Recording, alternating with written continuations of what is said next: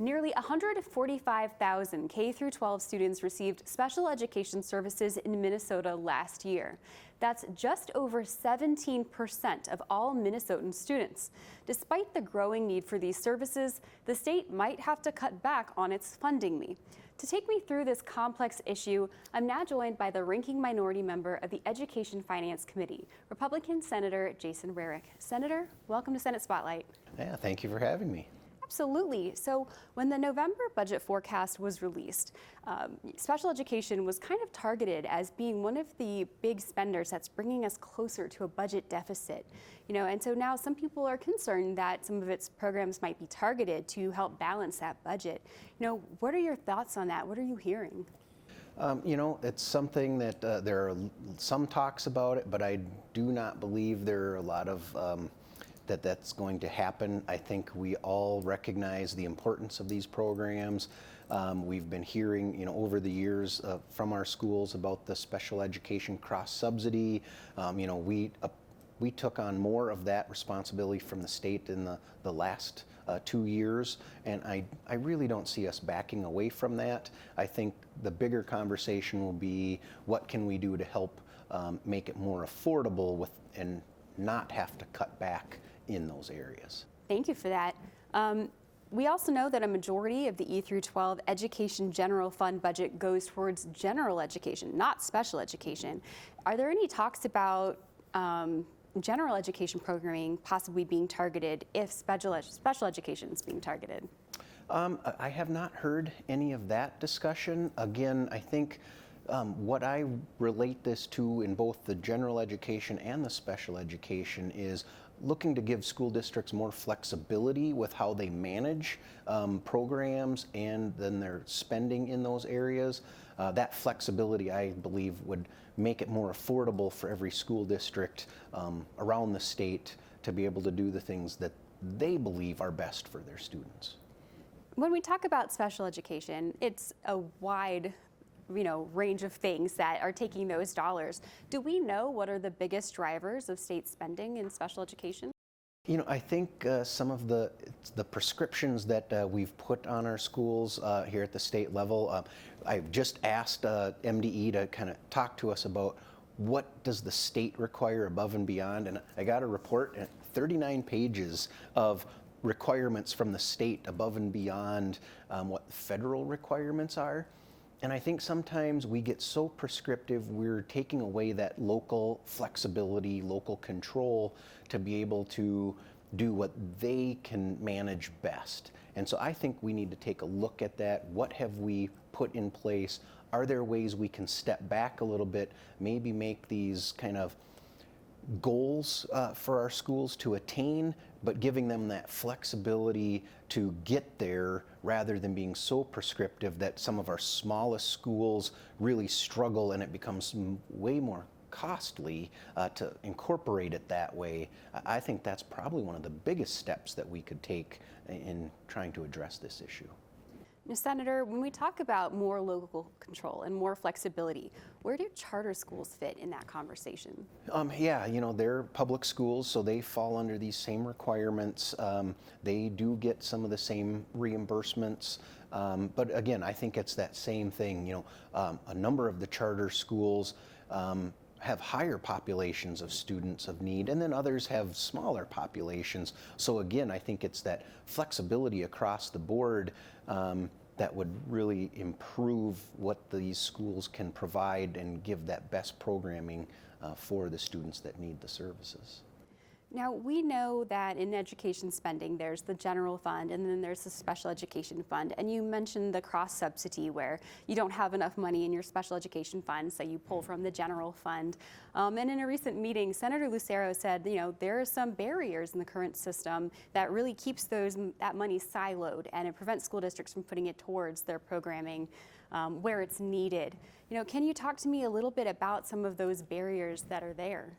Yeah, that's something that we are so guilty of at the legislature. Somebody comes forward with an idea, and in and of itself, it can be a very good idea. We pass it through, make it a requirement on all school districts, and we tie funding maybe to that, or some reporting issues, and funding is tied specifically to that. Some schools can't make it happen and they lose the funding. Some schools maybe were already doing it and the funding thus gets lost because of the fact they were already doing that, and the funding was for new positions or something. So I think that's what we need to be willing to take a step back as a legislature to say, again, what are some of these ideas? Is it something that should be spelled out so specifically as we put it onto the school districts at the local levels that they suddenly have no flexibility, no ability to move money from one account to another where their highest needs are? I think that's something we absolutely have to step back from and look at these next 2 years. It's imperative for our schools. We've heard from them over and over how they're struggling to make the new mandates work, how they're all going into the red with what's happened. If we don't do something, they could be hurting. Yeah, I've heard before that one size fits all doesn't always work, across all subjects and policies. And it sounds like a lot what you're saying. When it comes to special education programming, we're putting a lot in financially. What are we getting back? What results are we seeing from that investment, and what are we considering success in that arena? Yeah, I think the results are mixed. A lot of it depends on the area you are in. I think some of our larger schools in the metro area, they have better access to maybe contract out for services. Those tend to be a little more expensive, but I think the results that we see from them really help those students thrive. Some of our smaller, more rural school districts, they really struggle to be able to provide those same services and be able to have the same outcomes. So that's where I think if we could look at helping build some cooperatives where a number of schools pool together to provide those services and to help them. It might be a little more costly again for transportation, things of that nature, but I think in the end, if it shows that students are getting the services that really help them excel and maybe move out of the special education realm, that would be a step that we should absolutely consider. It would be far more cost effective, I think, to be able to see these things, deal with it, and move kids beyond those programs. Yeah. You mentioned that transportation costs are something that is a factor, and we know that those costs have been going up. Is there any conversation around transportation specifically for those costs? There has been some. I know we just heard a bill in the Senate Finance Committee, Education Finance Committee, around using those dollars that were specifically meant for hiring new positions last year and opening that up for transportation needs as well for some of our rural districts. So the conversation has started, but it is something that is definitely going to require more. There are people who are opposed to that. They want to see it remain for hiring new folks, but again, we see the differences across districts. The money isn't enough for some rural school districts to hire a full-time position. They can't hire part-time. There's no demand for that. There aren't people to fill a part-time position. So again, it's that flexibility piece that if we aren't willing to consider that, we're probably not helping schools the way we think we are. Senator, when the November budget forecast came out, and special education was noted for being a big spender. Another thing that was mentioned by your caucus was the amount of fraud, waste, and abuse here in Minnesota. Do you think if we were finding ways to counter that could impact the budget in a positive way and kind of lift special education out of this danger zone? Absolutely. I think the numbers vary widely as to what we believe is out there in fraud. I think we're currently sitting at a number of about 500 million that's kind of thought to be out there. We're hearing some folks within the DHS realm that say the number could actually be in the range of $3 billion. If when we're looking at a $5.1 billion deficit looming, if we really have $3 billion that's going out in fraud, that takes that number down quite drastically, over half. So I think that would definitely help a lot of these programs that are maybe worried that they have a target on them. If we can rein that in, I think it helps across the board. Many other education funding formulas are pupil-based, and special education in Minnesota uses reimbursements for calculating aids and rates. What does that mean, and does that make the process more susceptible to fraud? What it means is that we're reimbursing schools for their actual costs. When you look at the per pupil funding, a lot of times different schools have different costs per student, depending on, again, transportation, what are other needs. So this is definitely a better way of reimbursing schools.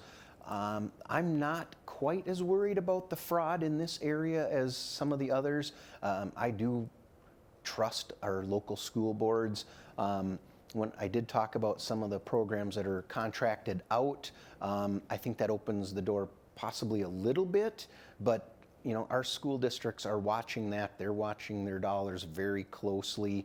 Where we're seeing the fraud happen in these other areas tends to be reimbursements to nonprofits or other organizations that are kind of coming in and popping up overnight. Our school districts have all been around for a long, long time with local elected officials. I think for the most part they can be trusted, and I'm not too worried about fraud at any major level in these programs.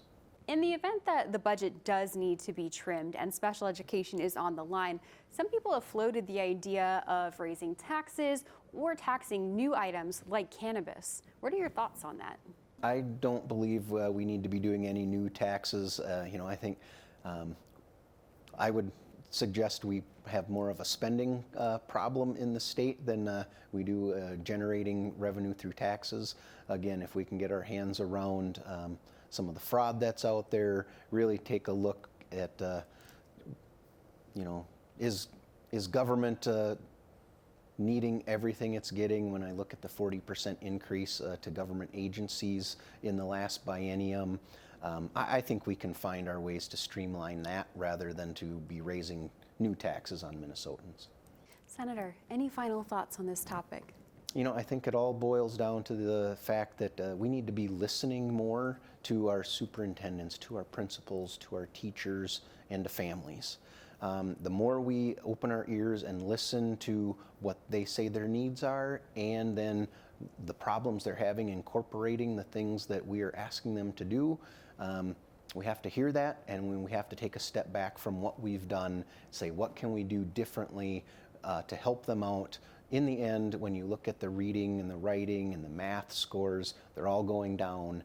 I believe our local teachers and our local school boards have our students' best interests in mind, and we need to give them the flexibility to be able to address their local needs. I think that's how we turn it around.